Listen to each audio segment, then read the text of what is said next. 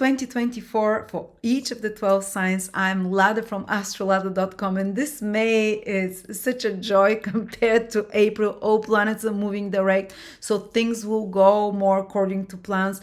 There is a powerful first activation of the Jupiter-Uranus conjunction, so finally what I promised you of the Jupiter-Uranus conjunction will start unfolding from you with the new moon in Taurus. This abundance, opportunities that will support you for the next 14 years. You see the first signs of it materially from May. Then we have the Jupiter-Venus conjunction and the Jupiter-Sun conjunction.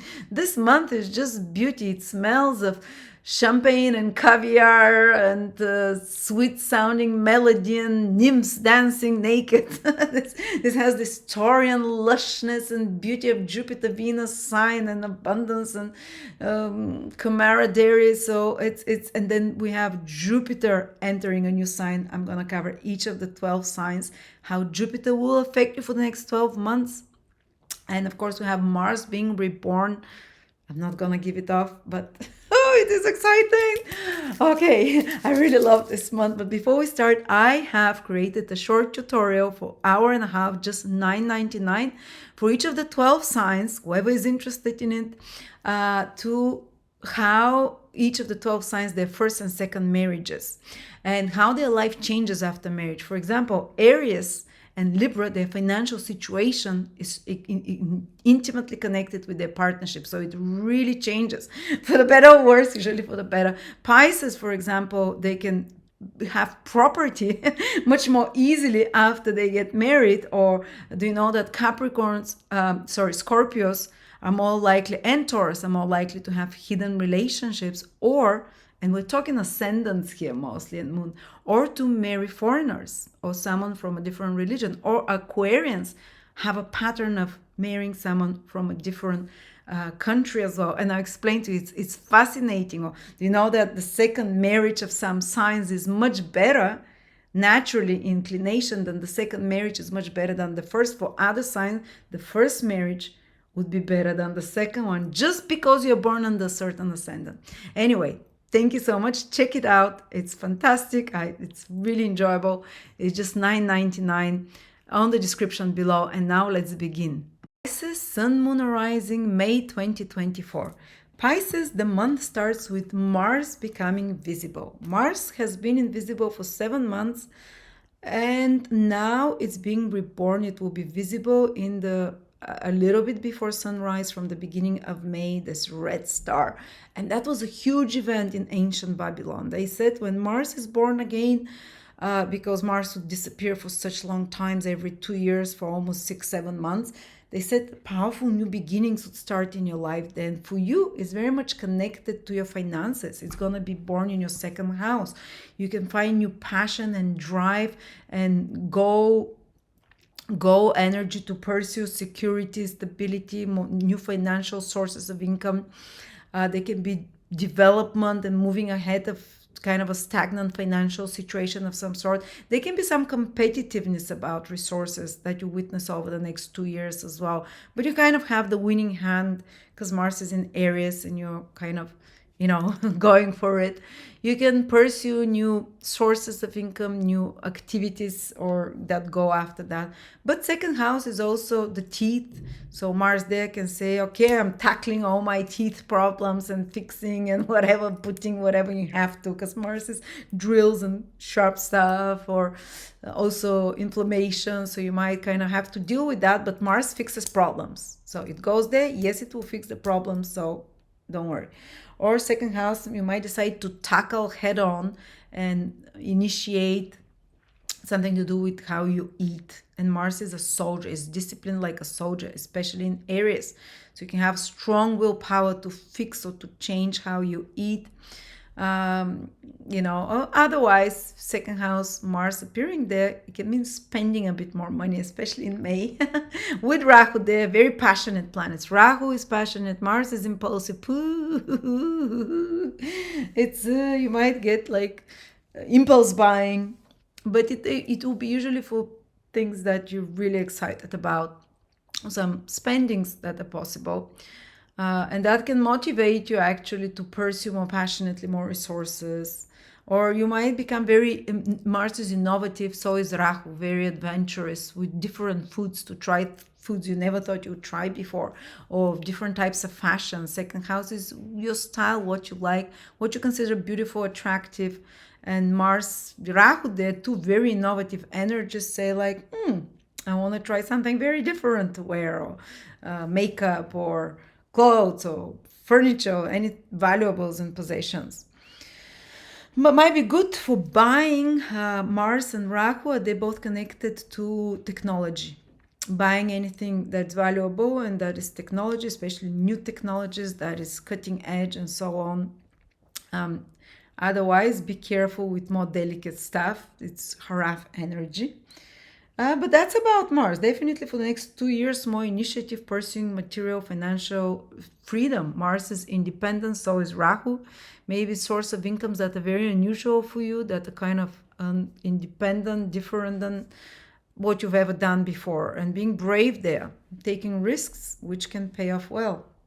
Then the next big event is that the new moon in Taurus, which is in your third house, will activate exactly very close the Jupiter-Uranus conjunction that happened on April the 20th, and that will start unfolding from May now, May the 8th, from the new moon.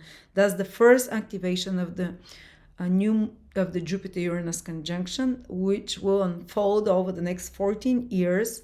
And every time something activates there, it will be a new chapter of that book of abundance and growth that you've just started now. So where are those new sources of, check out my, of abundance and growth. Check out my April video for more in-depth information so I don't repeat myself. But the Jupiter-Uranus conjunction is happening right to activate this, the new moon is activating it. So the first developments, the first steps you're going to see where abundance and growth can come to you over the next 14 years. You'll see it from May the 8th. And it's connected to anything to do with writing, to speaking, social media, websites, commerce, business, communications, or short trips, or collaborative events with a small group of people. Maybe you're doing some business project. Maybe you're doing some project together with a group, with a team. Third house rules all of those things. Or finding your voice, social media, writing, speaking, knowledge, information, that training others. Or you starting a course of training or of skill that will become a source of growth and opportunities for you over the next 14 years. Or you starting a website or a business project or some business transaction, or meeting people. So this May, starting from the 8th, a whole month, a new moon activates for a whole month. It activates the possibility to meet brand new, very exciting and very different people. That will be a source of inspiration, or maybe source of new ideas for you, new opportunities, not just now, but for years ahead. So if you meet new people, pay attention. These people will not be random. Maybe you'll find out years later why, but for now, it's starting to unfold the beautiful Jupiter-Uranus tapestry that will unfold over 14 years.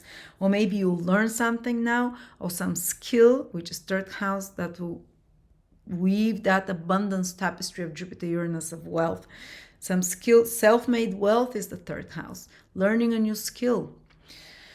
Meeting people, it's a social house. Building bridges, social media, anything. Or trips, doing a trip or something educational, to learn educational. This whole May, especially after the 8th, after the new moon, such good things can happen.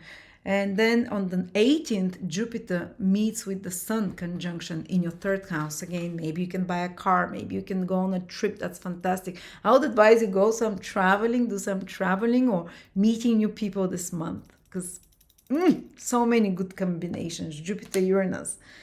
1 year cycle starts. So even when Jupiter-Uranus, they meet just on the 18th, but they influence, they start a new cycle for 1 year here in your third house. So those third house themes will unfold very intensely for the next 1 year. Actually, 14 years because Jupiter-Uranus conjunction. But these themes, even though Jupiter leaves your third house at the end of the month, they will stay with you for a year. And then Jupiter meets with Venus on the 23rd of May. So another 1 year cycle that starts. So it's good if you can be in a social environment around that time. You can meet benevolent people. You can meet even love. I don't know, because you're Jupiter and Venus is love. You can meet them in a online, third house, or while you're going out for a walk, third house, or in your local store, or in your local bar, third house, or on some short trip, or anything this third house influence on the internet.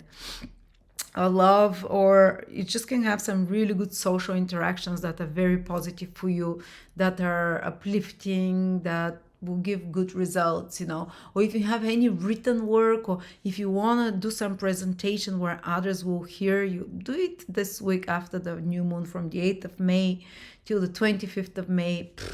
If you want to do it on the Jupiter Sun conjunction 18th of May, if you want to do it on the Venus Jupiter conjunction 23rd of May, your voice will be heard. It will be a good message. It will be, very good and good for relationships with relatives, with neighbors, and so on. Purchasing a vehicle, purchasing a laptop, because it's communication device, third house. Launching a website, launching a new project, third house rules all of those things. Launching a new marketing campaign after the 8th of May, especially on Jupiter Sun conjunction or Jupiter Venus conjunctions, that should go fantastic.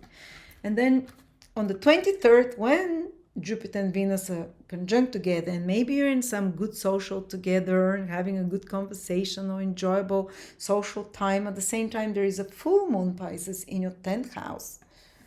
So the spotlight for the next 2 years, 2 months, sorry, 2 weeks, 2 weeks, is in this beautiful Sagittarius full moon that is only aspected by Venus and Jupiter, albeit in opposition, it's good planets, and trine by Neptune, sextile by Pluto, lovely, lovely full moon in your 10th house. You might be in the spotlight, visible there. It might be activating themes of your career, of some project that is coming to a completion, or that you're seeing the results of, or that is moving forward in some way. It's full moon is manifestation, fulfillment, seeing results, or completion, something to do with your work, with your authority figures, with some project, with your reputation. But it's good, you're visible, it's actually conjunct my midheaven, even though I'm Aquarius. And that would be exactly when, oh my God, yeah. That would be exactly when we're finishing our retreat. So some kind of a recognition, an important event connected to work and so on, connected to your career or project. And last but not least, Jupiter is going to move Pisces into your 4th house on the 25th of May and will stay there for the next 12 months. But remember that those themes of the 3rd house that we talked about, media, marketing, learning, social contacts, stays for another year very strongly. Even though Jupiter will be out of your 3rd house, it started 3 new cycles there, but it will simultaneously start unfolding new themes related to, in a positive way, because it's Jupiter, the benevolent, connected to your 4th house. I've just been going through Jupiter in my 4th sign from Ascendant, and I can tell you it feels so satisfying emotionally. It's like emotionally healing, because this is the basis of your horoscope. So Jupiter will start healing the painful childhood memories, or just this disconnection we have from ourselves, from our foundations. I got very interested in history of my ancestors. I got interested in family constellations and the connection, how you honor your ancestors, and that improves your life, and how when you heal the ancestral patterns and pains, it heals the whole ancestry behind and forward, ahead. So such themes might become a source of great wisdom and inspiration for you. You can achieve some powerful healing of family karma, of family patterns. You can become aware of childhood and family patterns and traumas, and Jupiter is liberating and liberate them, heal them. For me, I felt incredible joy spending time at home. It's been, and I'm happy that Jupiter will still have influence longer there, because I've just started enjoying cooking so much. For you, it might be that you buy a property over the next 1 year, that you settle down, that you become a parent. Fourth house rules all of those things. Or that you might find really the place that feels like home to you over the next 12 months at some time. Or you might find where that you feel a lot more joy at home, or you do some expansion of your home. I started doing gardening with Jupiter in my fourth house. I relocated with Jupiter in my fourth sign from ascendant from America to Bulgaria to a bigger house. So such things are possible, and they happen with ease and flow. Well, I can't say there might not be some, tests there, but overall it turns out to be good. Reconnection with parents, or being freed from the responsibility, some family responsibility or duty that has been burdensome on you. So these are the good, and emotionally just feels so healing, calming.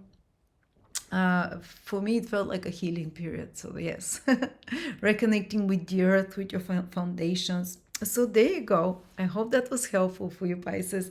And if you'd like to use this powerful third house activation for learning, for skills, for curiosity, that will be a source of wealth for you over the next 14 years, third house, anything you learn, your skills, well, you can take advantage of my new short 1.5 hour tutorial on relationships.